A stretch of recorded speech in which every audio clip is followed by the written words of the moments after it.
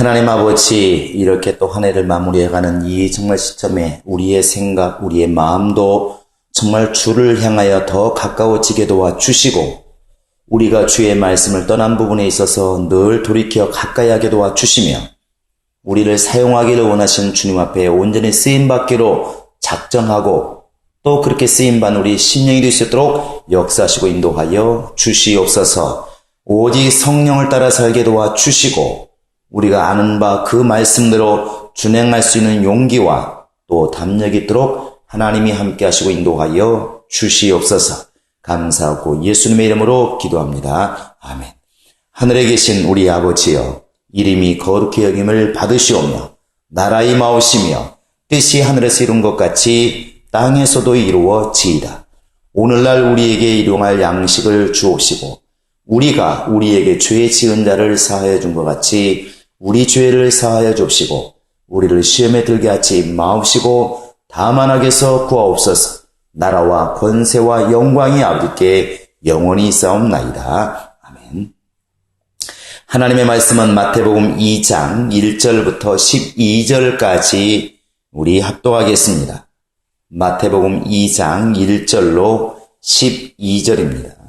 시작. 헤롯 왕 때 예수께서 유대 베들레헴에서 나심에 동방으로부터 백사들이 예루살렘에 이르러 말하되, 유대인의 왕으로 나신 이가 어디 계시냐? 우리가 동방에서 그의 별을 보고 그에게 경배하러 왔노라 하니, 헤롯 왕과 온 예루살렘이 듣고 소동한지라.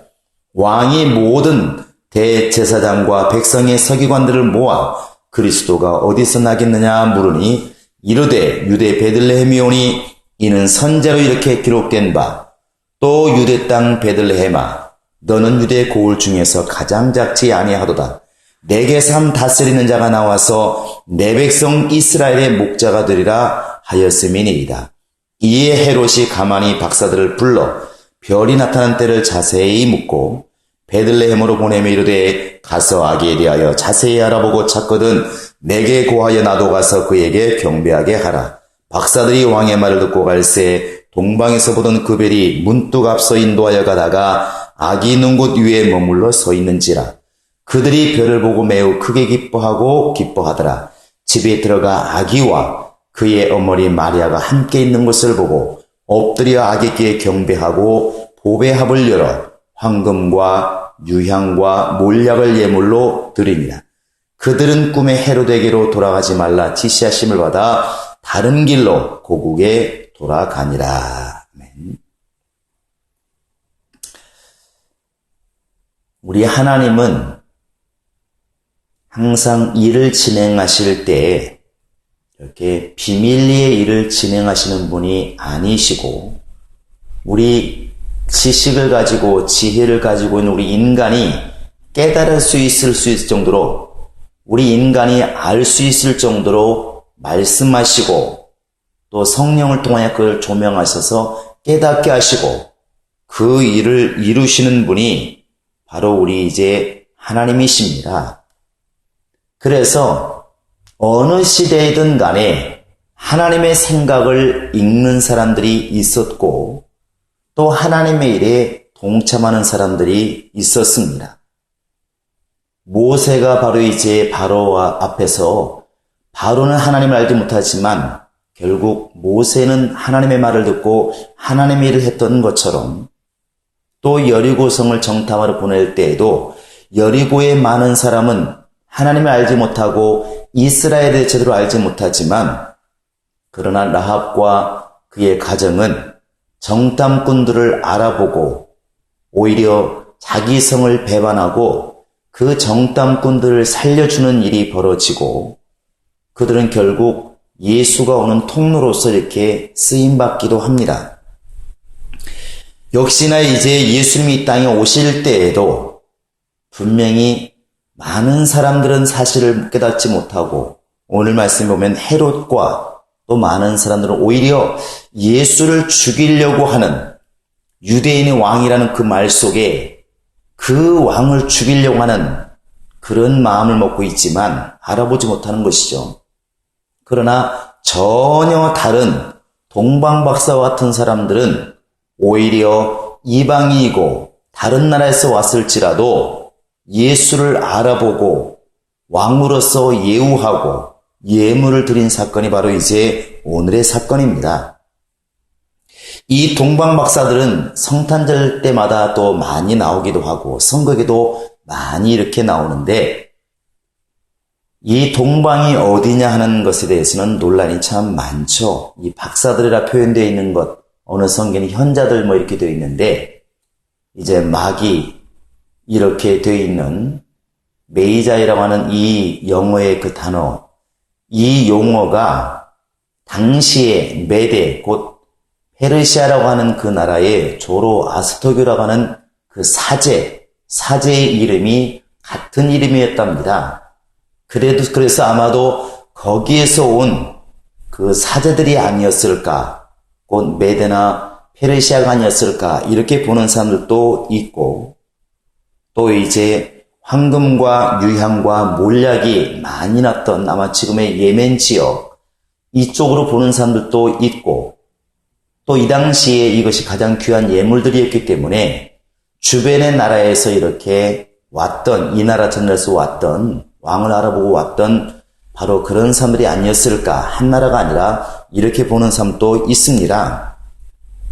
근데 어쨌든 이 동방에서 박사들이 예루살렘을 향하여 이제 별을 따라서 오게 되는데 이들이 어떻게 이 별을 따라오게 되었고 이들은 이미 별을 따라올 때 왜 따라가는지를 알고 있었습니다. 2절에 보시면 유대인의 왕으로 나신 이가 어디 계시냐? 우리가 동방에서 그의 별을 보고 그에게 경배하러 왔노라. 이렇게 말합니다.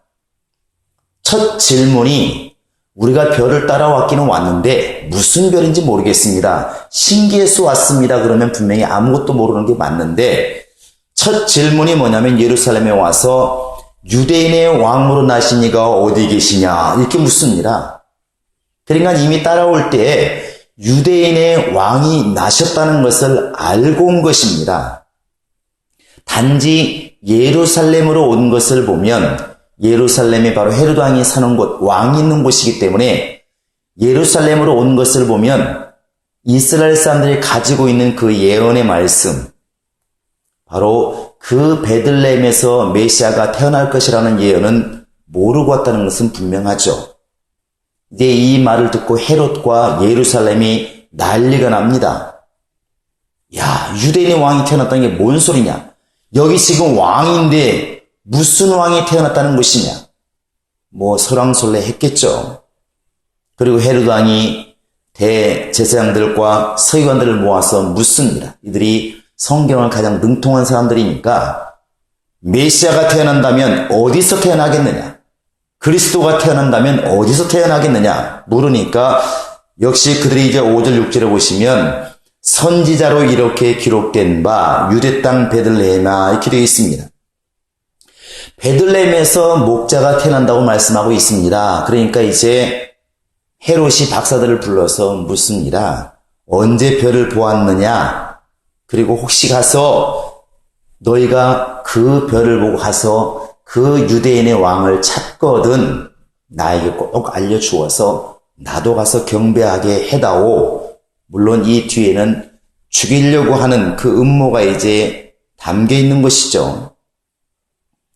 이제 이 왕의 말을 듣고 헤롯 왕의 말을 듣고 제사장들과 그런 서기관들의 말을 듣고 베들레헴에서 예수님이 태어나시는구나.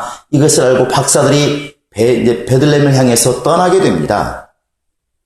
막 가다 보니까 그 베들레헴에 도착해서 그 예수님이 계시는 그 집 위에 별이 갑자기 나타납니다. 10절에 보시면 그들이 별을 보고 매우 크게 기뻐하고 기뻐하더라. 9절에 보시면 악이 있는 곳 위에 머물러 서 있는 지라게 되어 있습니다.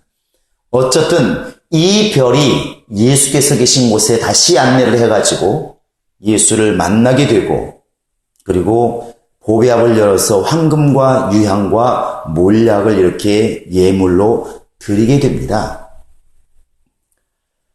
이 사람들이 어떻게 예수를 알아보았을까? 이 동방 박사들 도대체 어떻게 자기 나라도 아닌 다른 나라까지 와가지고 이 세상이 그리스도로 오시는 만왕의 왕으로 오시는 예수를 알아보고 경배하고 예물을 준비하고 드리고 갈 수 있었을까?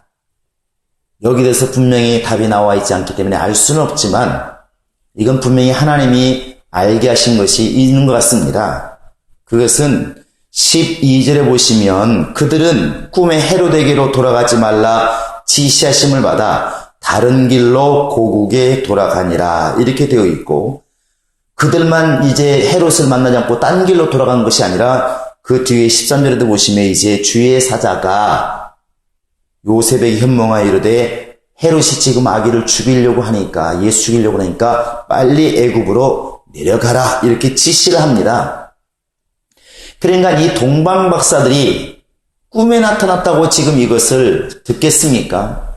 이전부터 이 베들레헴에 오기 전까지, 예루살렘에 오기 전까지 이 박사들은 어떤 모습으로든 또 어떤 음성으로든 바로 이 유대 땅에 만왕의 왕이신 예수가 태어난다고 하는 사실, 또 별이 나타났을 때는 태어났다고 하는 사실을 분명히 알게 되고 깨닫게 하셨다는 것이죠. 그래 이미 출발할 때부터 예물을 준비하지 않았겠습니까? 황금도 유향도 몰약도 이렇게 준비해 가지고 올 정도로 예루살렘에 도착하자마자 이게 무슨 일이라고 묻지 않고 유대인의 왕으로 나신 이가 어디 계시냐? 유대인의 왕으로 나신 이가 어디 계시냐 물을 정도로 너무나 분명하게 유대인의 왕으로 나신 예수의 탄생을 알고 있었다는 사실입니다. 어떤 방법, 어떤 모습인지 우리는 알 수 없지만 하나님께서는 때로는 성령을 통하여 음성으로, 때로는 말씀으로 깨닫게 하시고, 때로는 설교를 통하여 오늘날에도 이 모양 저 모양으로 우리에게 말씀하시는데, 중요한 것은 세상에 많은 사람들이 귀가 가려워서 듣지 못한다 할지라도 우리가 정말로 하나님의 사람으로 살기를 원하고 우리가 정말 주님 편에 서기를 원한다면 이렇게 주님의 인도함을 받는 사람이 된다고 하는 것이 매우 중요하다는 것입니다. 이 헤롯과 대제사장들 또 서기관들과 반대로 동방박사들 양쪽을 비교하면 누가 보아도 헤롯과 제사장들, 서기관들이 하나님을 잘 아는 사람들이 맞습니다. 신앙생활도 잘하는 건 맞습니다. 그러나 정작 제대로 된 신앙생활을 누가 하고 있는 것인가? 예수를 지금 질투심 때문에 죽이려고 하는 헤롯인가? 예수가 태어난다고 하는 것은 알고 있지만 태어난 사실을 지금 알지도 못하고 듣지도 못하고 있는 제사장이나 서기관들인가? 아니면 지금 먼 나라에서 왔지만 하나님의 이끌림에 의해서 와서 예수를 알아보고, 비록 어린아이지만 예수를 만왕의 왕이신 것을 알아보고 황금과 유향과 몰약을 드리는, 그리고 돌아갈 때도 바로 하나님이 지시하심을 따라 자기 나라 돌아가고 있는 이 동방박사들이 신앙생활을 잘하고 있는가? 이건 너무나 분명한 것입니다. 우리는 하나님의 인도라는 말을 많이 씁니다.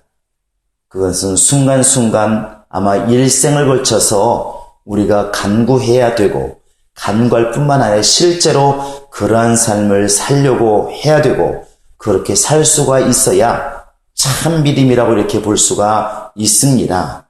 우리가 기도하는 것은 세상의 재리와 염려 때문에 귀가 가려워진다 주님께서 염려하셨는데, 우리의 먹고 사는 문제 때문에, 육신의 문제 때문에, 환경의 문제 때문에 혹시라도 그렇게 성령이 간절히 말씀하시는 음성을 듣지 못하고는 있지 않는지, 또 내 욕심과 내 시기와 내 질투와 나의 꿈 때문에 주님의 음성을 듣지 못하는 일이 발생하지 않는지, 우리가 그러한 영감을 갖기 위해서 기도하는 것이고, 이러한 것들을 극복해내기 위해서 우리는 기도하는 것입니다.